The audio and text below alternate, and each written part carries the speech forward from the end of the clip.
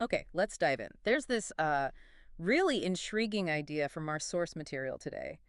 The idea that you might be surrounded by, well, NPCs. Right, but not like villains from a video game. That's not really the angle here. No, exactly. The source we're looking at, this document called Waking Up in a World Full of NPCs, it frames it really differently. It does. It talks about people who are sleeping, people who are talking, but they've, mistaken the script for the soul.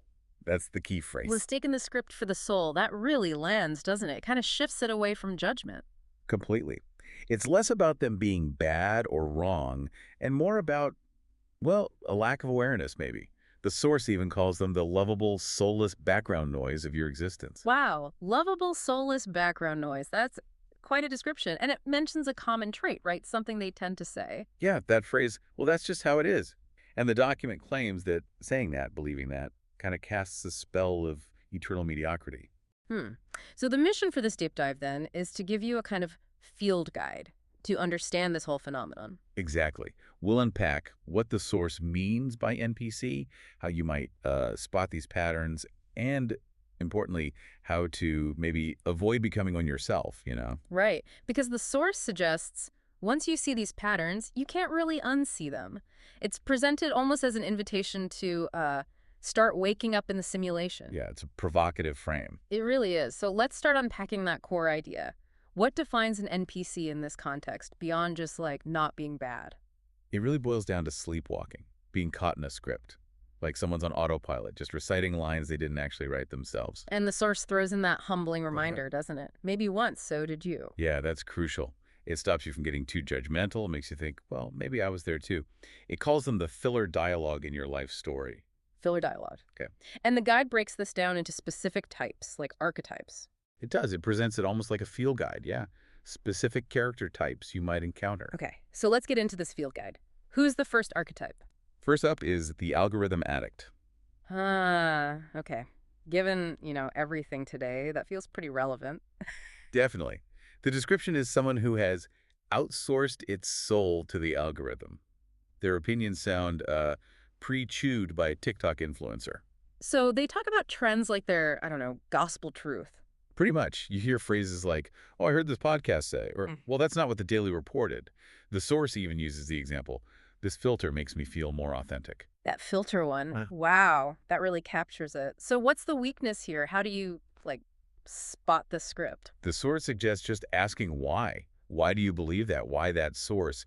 And apparently you just watch the loading wheel spin. Okay, it's a sort of mental buffering. Kind of, yeah. The metaphorical stats it gives are critical thinking, Yeah. 2, originality, 1, and screen time is like nearly 10 hours a day. Always downloading, rarely processing. Makes sense. Okay, from the algorithm addict, where does the guide take us next? Another archetype. Yes, the next one's called the pain bot. The pain bot. Okay, that sounds potentially provocative. How's this one described? Well, the source uses some pretty strong imagery here. It suggests they love flags but don't know what the flag means.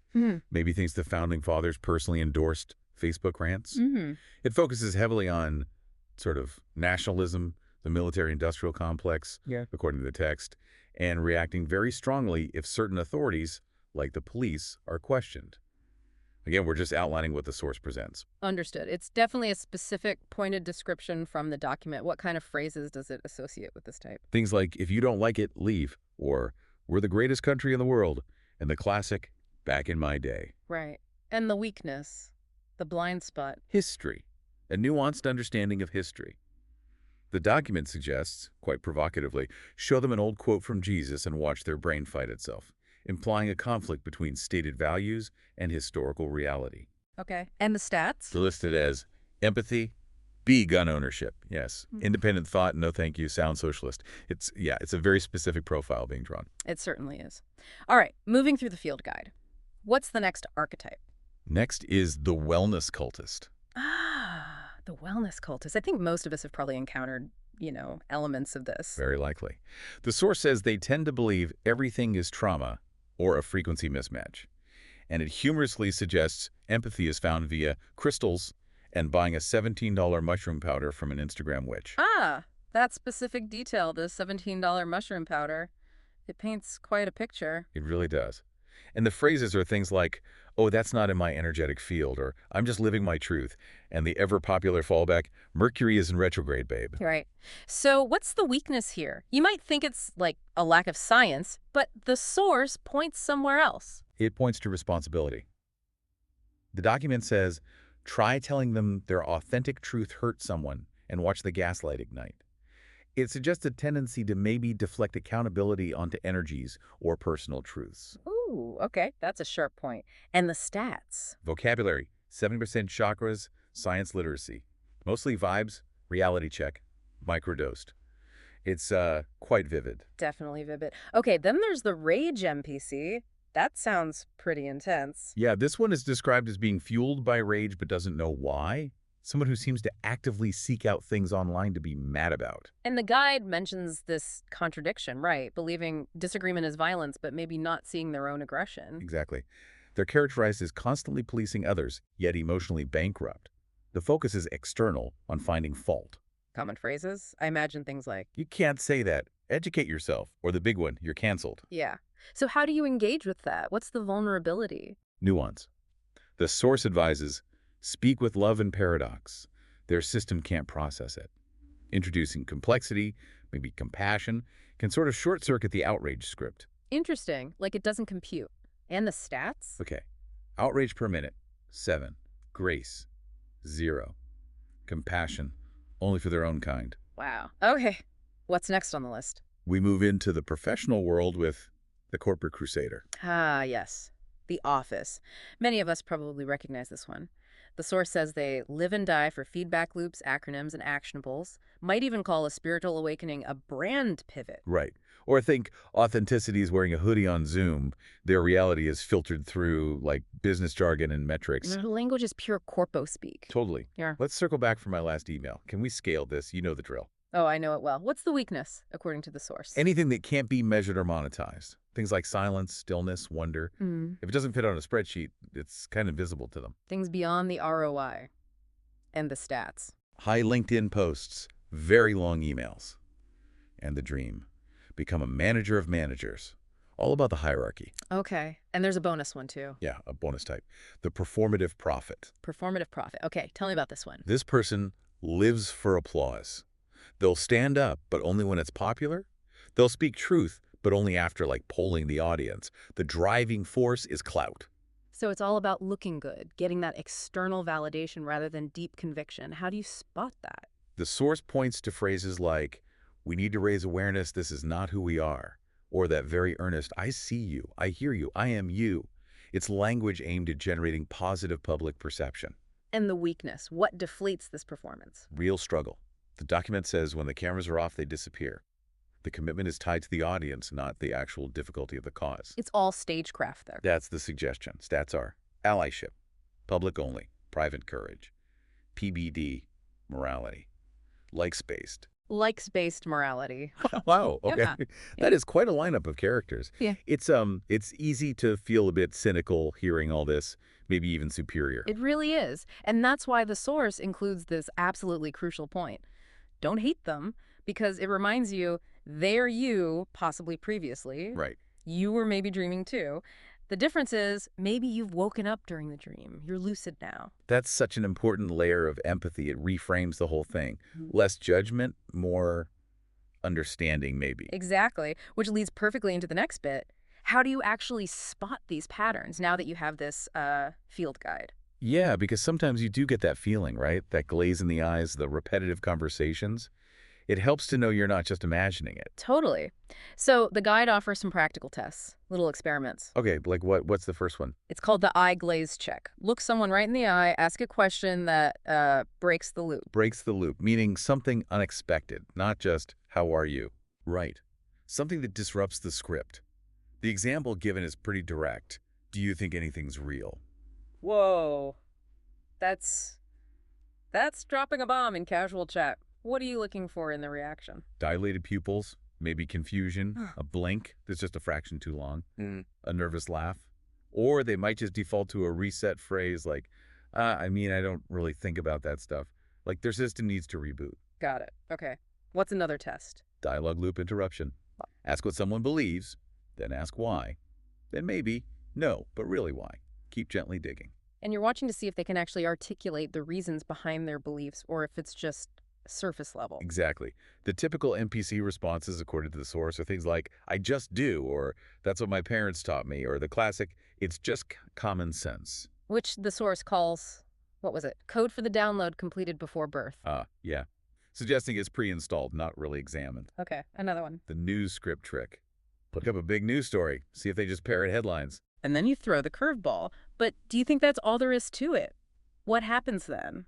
They might just recite a Twitter talking point, maybe frown and change the subject, or mutter politics and pull out their phone.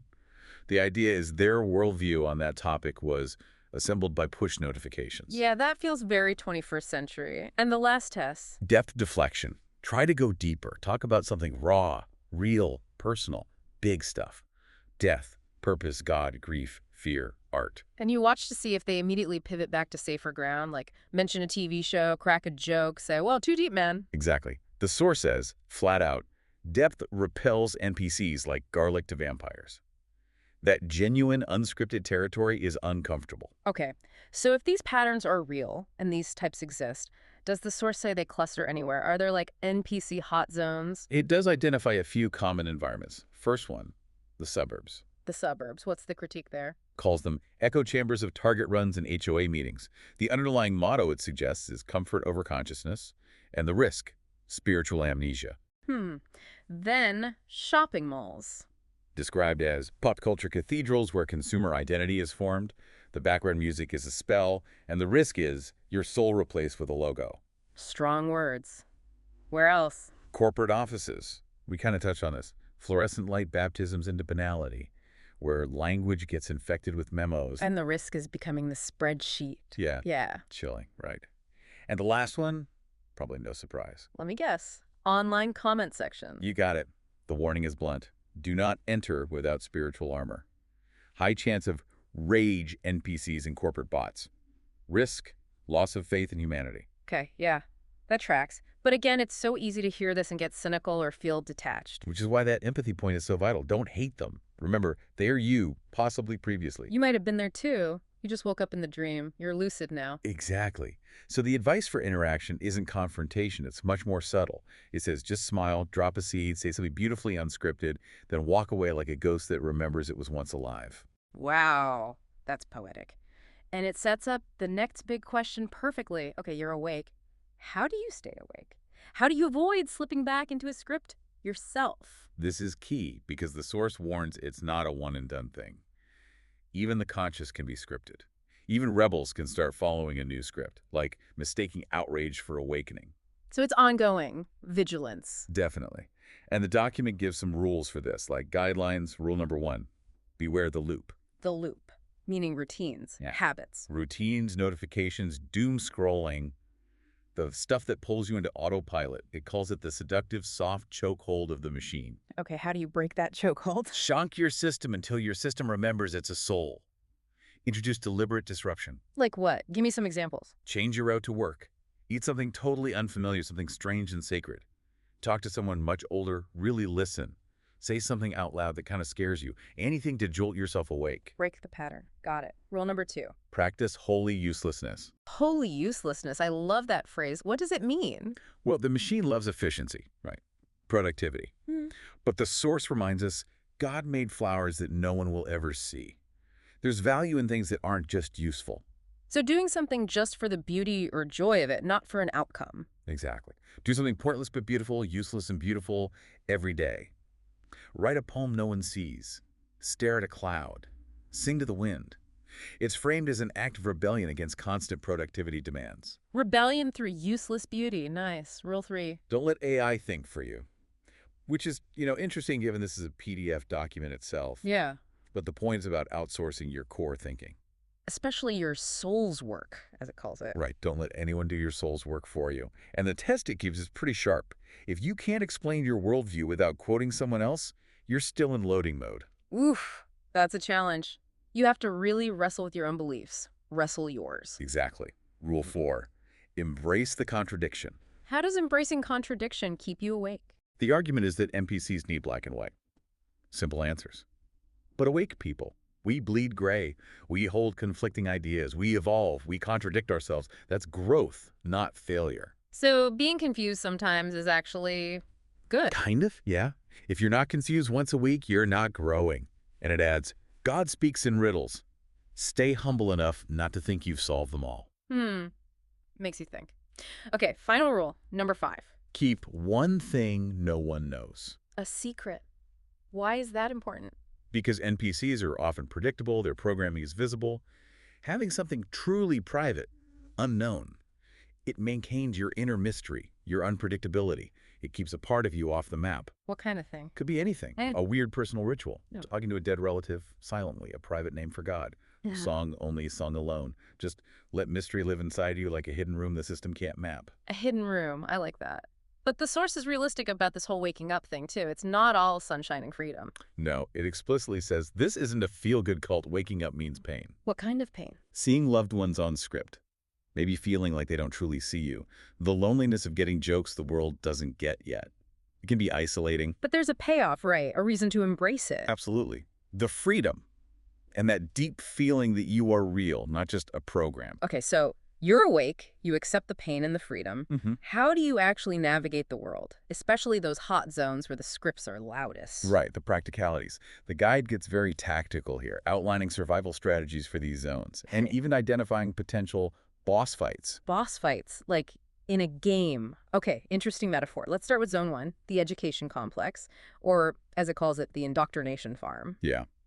The challenge identified there is that creativity is punished, curiosity is regulated, compliance is king, conformity is the goal. So how do you survive that while staying awake? Learn the language, then subvert it subtly. Ask dangerous questions softly, and crucially, protect your imagination like it's contraband. Don't let them stamp it out. And the boss fight in the education zone. The guidance counselor who recommends debt as a pathway to enlightenment, highlighting how practical advice can sometimes steer you away from a truly conscious path. Ah, okay. I get the framework. Next zone. Zone 2, the corporate cult, Right. where you clock in, you smile, you serve the spreadsheet god. Survival tips for the awake person in the cubicle farm, besides quitting. Keep a notebook of forbidden thoughts. Practice strategic invisibility. And, maybe controversially, use company time to build your actual life they owe you. Find ways to serve your own purpose within the structure. And the corporate boss fight. The little manager named Greg, who says things like, "We're a family here," before firing you on Zoom, underscoring that corporate speak often masks a harsher reality. Ouch, yeah, that resonates. Zone 3, the religious simulation. Sounds delicate. It is.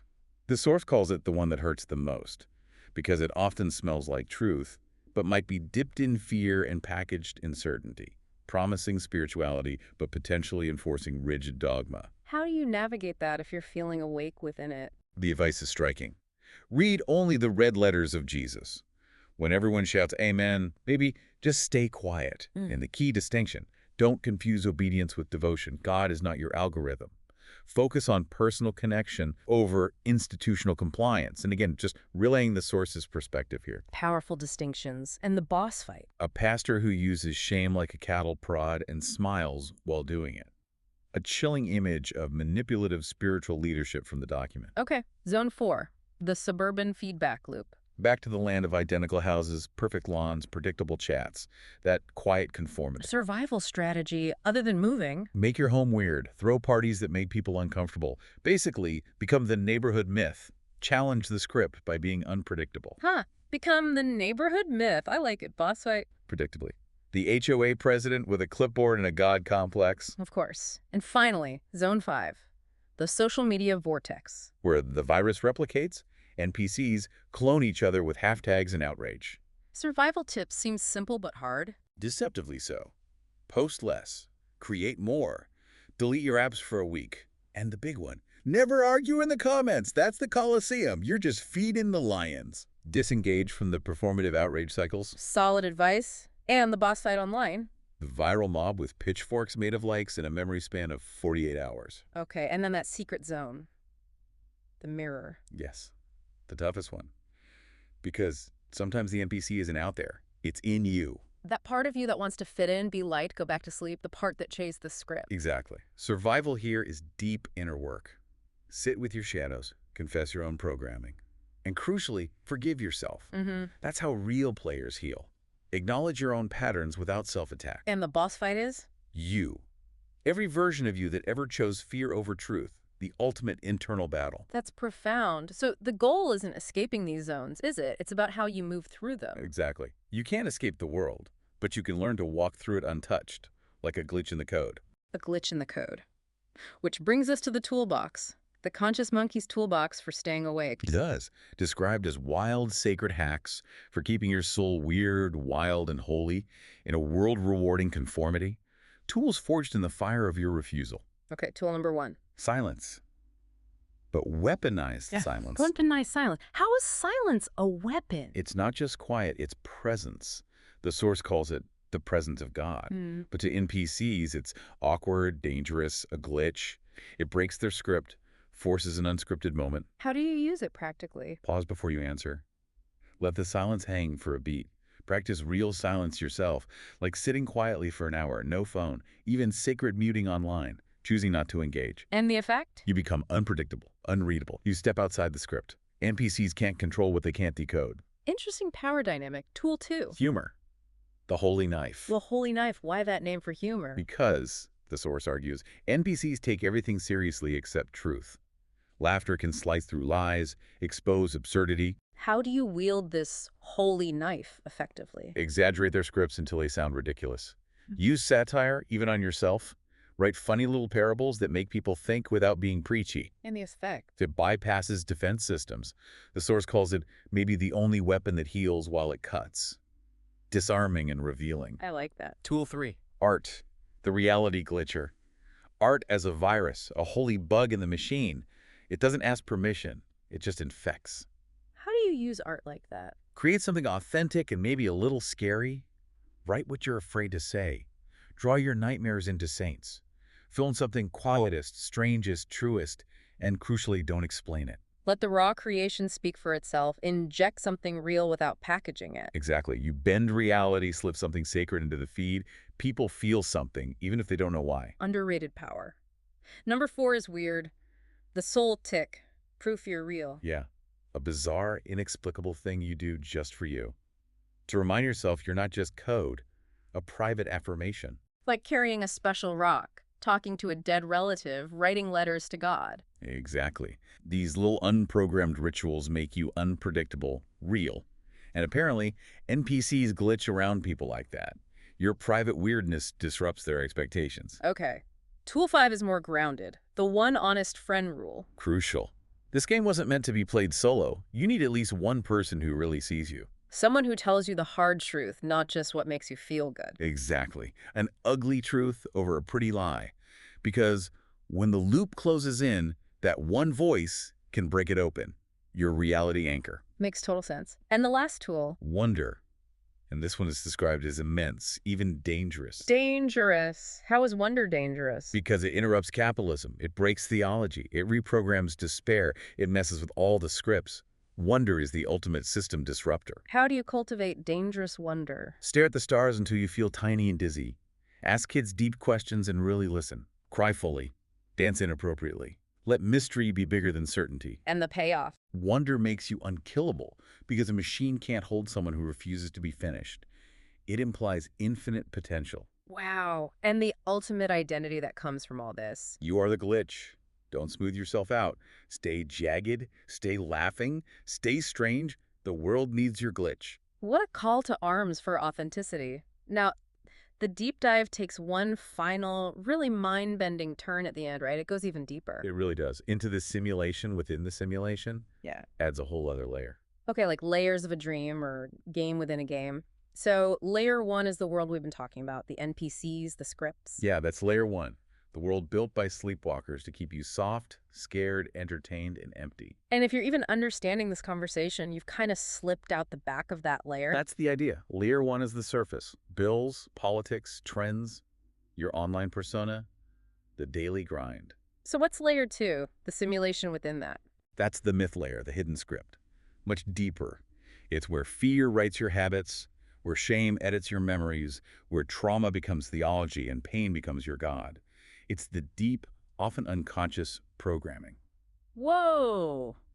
That is intense. Invisible conditioning shaping our whole reality. Pretty much. The source says most NPCs never see this layer.